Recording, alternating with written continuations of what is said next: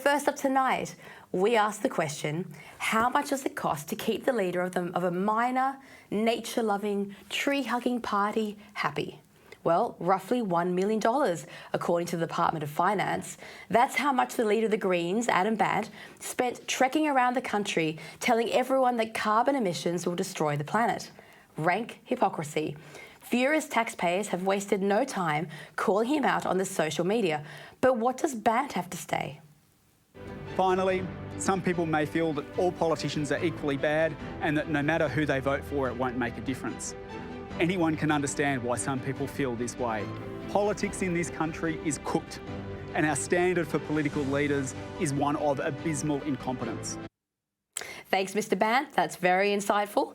Now, the Greens policy platform is built on a mixture of green communism, fringe globalism and climate hysteria, which depicts the world tilting on the edge of a climate oblivion. Now, so why did Mr. Bandt spend $23,000 on private jets during the election period? It's a mystery, but if I had to guess, it's probably the same reason that over 1,000 private jets land in Davos every year to talk about the climate apocalypse. Oh, and according to the Daily Mail, on the off chance that Mr. Bandt finds himself on a commercial aircraft, he prefers to fly business instead of cattle class, despite a World Bank study revealing business class emits 3 times as much carbon as economy class. Shame on you, Mr. Bandt, shame. Now, Adam Bandt also claimed $12,000 in a petrol allowance, $29,000 on other transport, including taxis, $57,000 on all of his flights, and $372,000 on flights for his staff.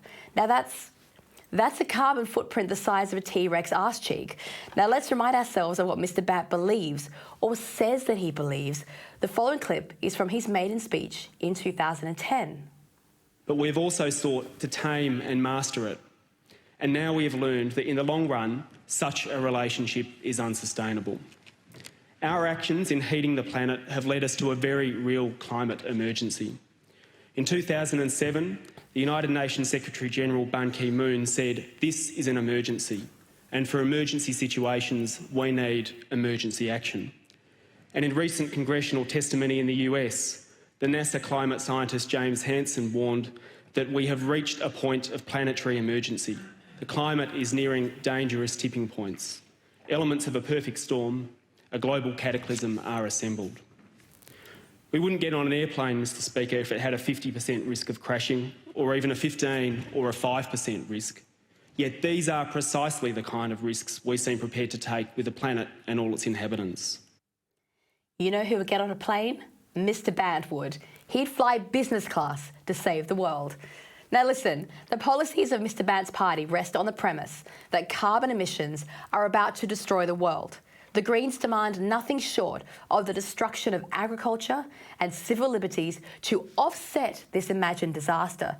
They would tear the entire fabric of capitalism to bits because communism will save the climate or something.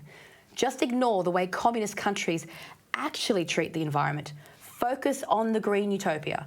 So either Mr. Bandt believes in the apocalypse, in which he should learn how to use a Zoom conference, or he needs to admit that the Greens are little more than a party of fear-mongering and attention-seeking, a communist wolf wearing the wool of environmentalism.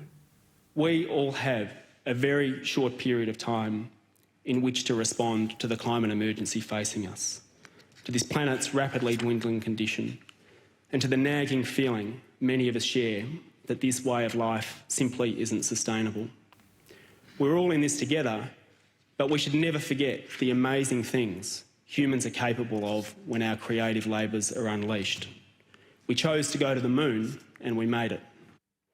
Adam, how did we get to the moon? The Saturn V rocket stage 1 carried 770,000 litres of kerosene fuel and around 1.2 million litres of liquid oxygen. Humans would never have made it to the moon if the Greens had been in charge. Just look at the clip. This is what the raw power of fossil fuels sending humans out of our celestial nest.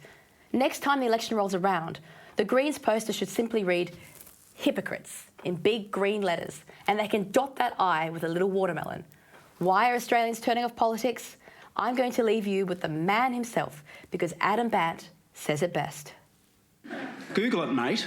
I mean, like, I am sick. If you want to know why people are turning off politics, it's because what happens when you have an election that increasingly becomes this basic fact-checking exercise between a government that deserves to be turfed out and an opposition that's got no vision. This is what happens.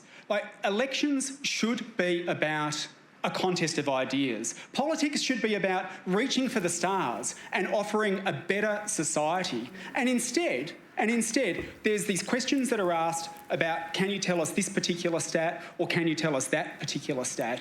And those questions are designed to show that politicians are somehow out of touch and not representative of everyday people. Well, newsflash, most of the people in Canberra are on six-figure salaries just passing time until they go out and work for their coal and gas corporations and get a 6 or 7 figure lobbying job.